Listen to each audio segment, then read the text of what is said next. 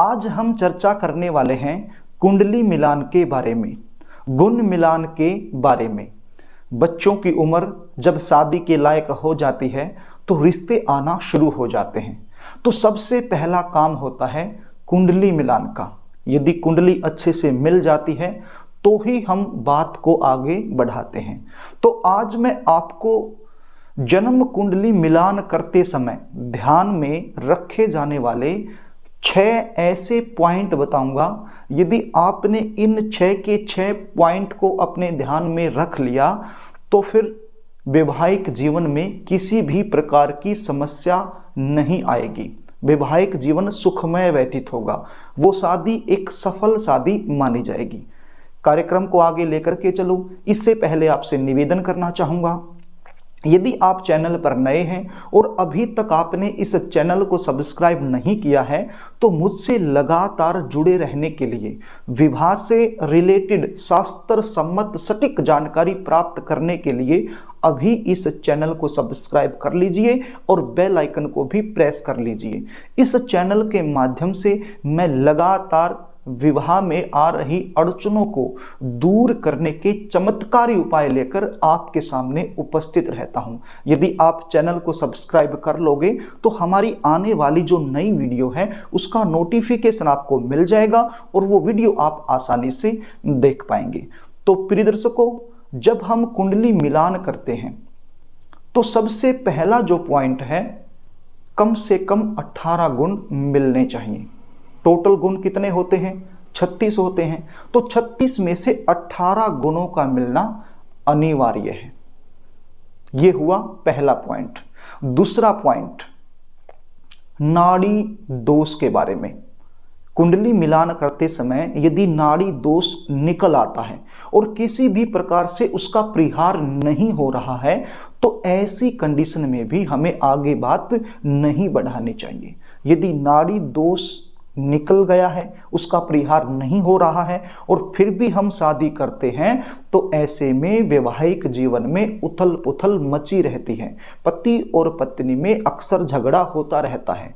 उनका स्वास्थ्य भी कहीं ना कहीं खराब रहता है और संतान संबंधित समस्याएं भी उनके जीवन में बनी रहती हैं। इसलिए नाड़ी दोष को कभी इग्नोर नहीं करना चाहिए। हमारे ज्योतिष ग्रंथों में नाड़ी दोष परिहार के बहुत सारे सूत्र बताए गए हैं। यदि कोई सूत्र उस पर अप्लाई हो जाता है तो बात अलग है, उसको इग्नोर किया जा सकता है। यदि उसका किसी भी प्रकार से परिहार नहीं हो रहा है तो फिर नाड़ी दोष को इग्नोर नहीं किया जा सकता। यदि नाड़ी दोष बन जाता है तो बात आगे नहीं बढ़ानी चाहिए। अगला जो पॉइंट है, भकूट दोष।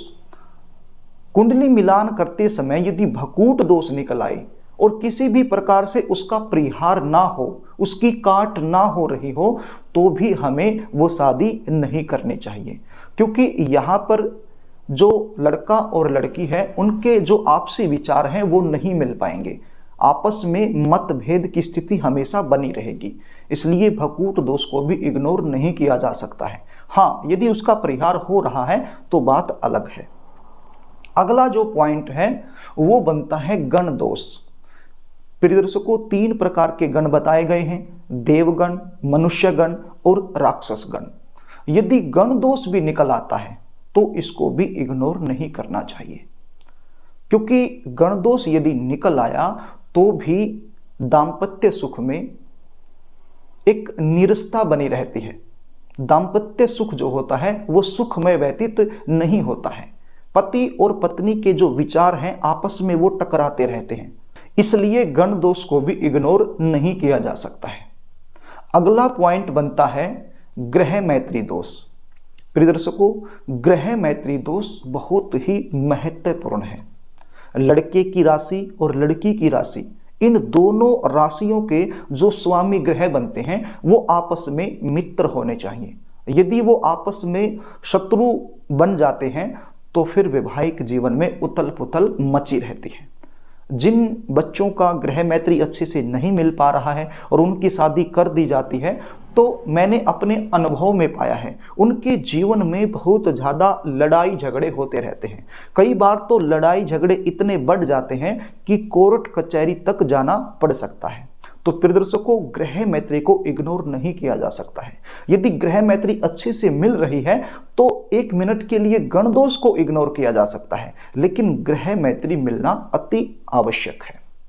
अगला पॉइंट बनता है मंगल दोष के बारे में। यदि एक मंगलिक है और दूसरा नॉन मंगलिक है तो भी उनकी शादी नहीं करनी चाहिए। लेकिन हमारे शास्त्रकारों ने, हमारे जो ज्योतिष ग्रंथ हैं, उनके अंदर मंगल दोष परिहार के बहुत सारे सूत्र बताए गए हैं। यदि वो सूत्र अप्लाई हो जाते हैं तो वो बात अलग है।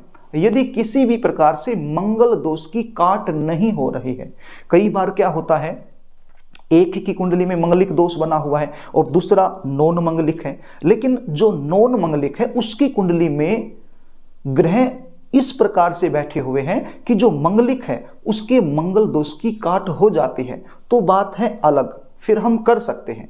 ये गहराई की बातें हैं। ये जानकारी एक अच्छा अनुभवी ज्योतिषी ही आपको दे सकता है, आप खुद इसका पता नहीं कर पाओगे।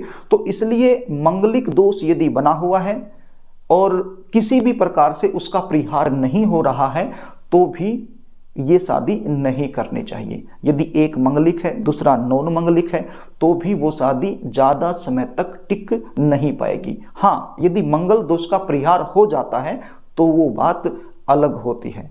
तो प्रिय दर्शकों, इस प्रकार से यदि आप इन बिंदुओं को, इन पॉइंटों को ध्यान में रखकर कुंडली मिलान करते हैं या फिर गुण मिलान करते हैं तो फिर किसी भी प्रकार की गलती होने की संभावना नहीं रहती है, और जो शादी आप करते हो तो वो एक सफल शादी कहलाती है।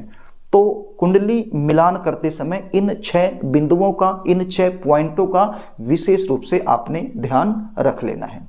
यदि आप मुझसे गुण मिलान करवाना चाहते हैं, कुंडली मिलान करवाना चाहते हैं, शादी के बारे में पूछना चाहते हैं, जीवन में चल रही किसी भी प्रकार की समस्या का ज्योतिषीय समाधान लेना चाहते हैं, तो स्क्रीन पर दिखाए गए व्हाट्सएप नंबर से आप मुझसे संपर्क कर सकते हैं। व्हाट्सएप नंबर पर जन्म डिटेल लिखकर मेरे पास भेज सकते हैं और अपनी समस्या का साइंटिफिक तरीके से ज्योतिषीय समाधान मुझसे पा सकते हैं।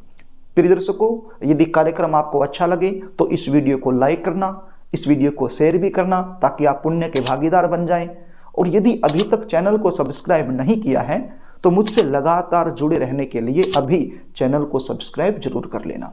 आज के लिए बस इतना ही, आगे फिर मिलेंगे, तब तक के लिए नमस्कार।